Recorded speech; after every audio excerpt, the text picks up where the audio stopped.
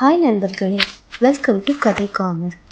இன்றைக்கி நம்ம பார்க்க போகிற கதை திரு ஓ ஹென்றி அவர்கள் எழுதின த கிஃப்ட் ஆஃப் மேஜாய் அப்படிங்கிற ஒரு உன்னதமான காதல் கதை. இந்த கதை 1905 நியூயார்க்கில் வெளிவந்த ஒரு ஷார்ட் ஸ்டோரி.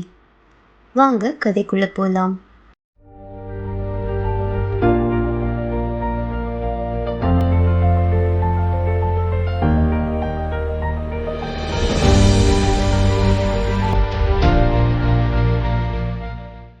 இந்த கதை டெல்லா மற்றும் ஜிம் அப்படிங்கிற தம்பதியை பற்றின கதை. ஒரு சின்ன குடியிருப்பில் டெல்லா தன்னோட சேவிங்ஸை எண்ணி பார்த்து மௌனமாக அழுதா. அவகிட்ட வெறும் $1.98 தான் இருந்துச்சு. அன்னைக்கு கிறிஸ்மஸ் ஈவ். தன் கணவர் ஜிம்முக்கு ஒரு சிறந்த பரிசு வாங்கணும்னு டெல்லா நினச்சா. ஆனால் அவங்களோட குறைந்த வருமானத்தில் அது சாத்தியமாகாதது. டெல்லா தன் கண்ணீரை தொடச்சிட்டு தீர்மானமாக ஒரு முடிவெடுத்தா. டெல்லா கிட்ட இருந்ததுலே ரொம்ப பொக்கிஷமானது அவளோட நீண்ட அழகான முடிதான். அது ஒரு பழுப்பு நிற நதி போல அவளோட முதுகில் வழிஞ்சது. அந்த முடியை விற்று தன் கணவருக்கு பரிசு வாங்கணும்னு முடிவு பண்ணான்.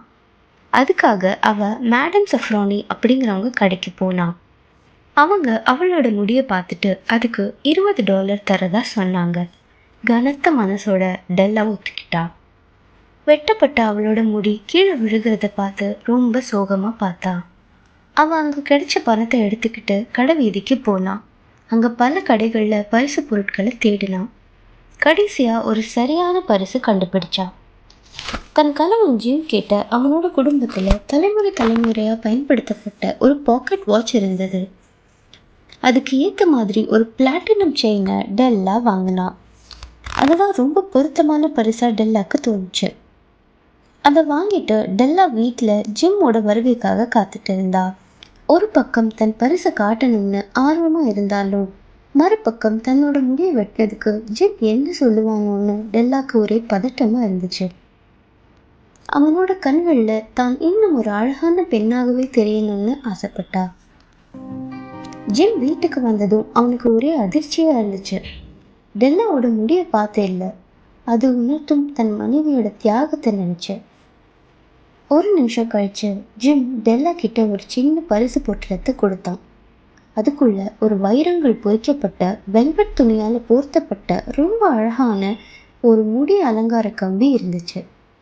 எத்தனையோ நாள் டெல்லா அதை கடை ஜன்னல் வழியாக பார்த்து ரசிச்சிருக்கா. ஒரு நாள் கூட அது தனக்கு சொந்தமானதாக கிடைக்கும்னு அவன் நினச்சி பார்த்ததே இல்லை. டெல்லாவோட கண்களில் கண்ணீர் ததும்புச்சு. அந்த பரிசு ஜிம்மோட காதலை உணர்த்துச்சு. அப்புறம் டெல்லா பெருமையாக அவள் வாங்கி வச்சிருந்த பிளாட்டினம் செயினை ஜிம் கிட்ட கொடுத்தா. அப்போதான் அவளுக்கு தெரிஞ்சது ஜிம் தனக்கு அலங்கார கம்பி வாங்குறதுக்காக அவனோட வாட்சை வித்துட்டான்னு.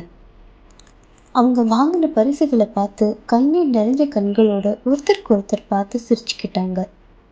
அவங்க வாங்கின பரிசு பொருட்கள் அவங்களுக்கு உபயோகம் இல்லாமல் தான் இருக்கலாம், ஆனால் அவங்க 2 பேரும் தான் அவங்களுக்கு கிடைச்ச மிகப்பெரிய பரிசுன்னு அவங்க உணர்ந்தாங்க. மேஜாய் அப்படின்றவங்க பண்டைய கிழக்கு நாடுகளில் இருந்து வந்த ராஜாக்கள்.